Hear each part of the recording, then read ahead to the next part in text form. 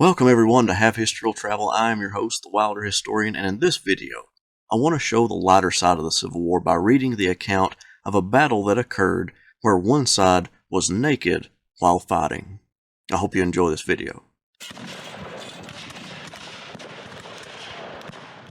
As Sherman's army approached Atlanta, Confederate forces put up stiff resistance along the way, and it's during this sequence of fighting and falling back that this event took place.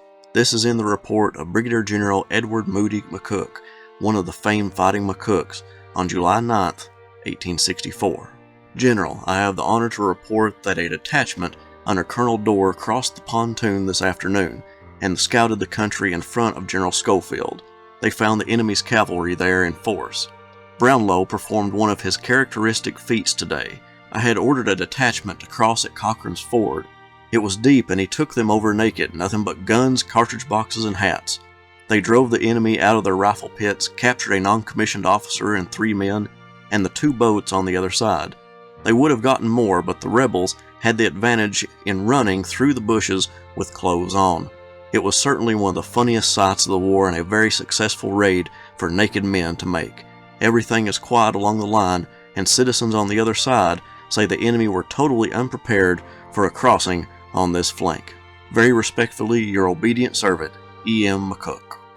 I would say that the Confederates were taken totally by surprise when a large group of naked soldiers brandishing weapons charged at them, and I have to say, I would have ran too.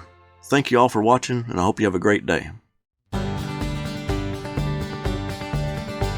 Historian, historian, where do you roam? Historian, historian, far, far from home. Have history will travel reads the card of a man, a professor with knowledge in the heartland.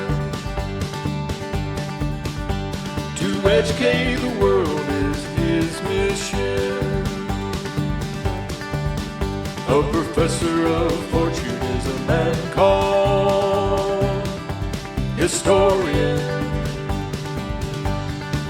Historian.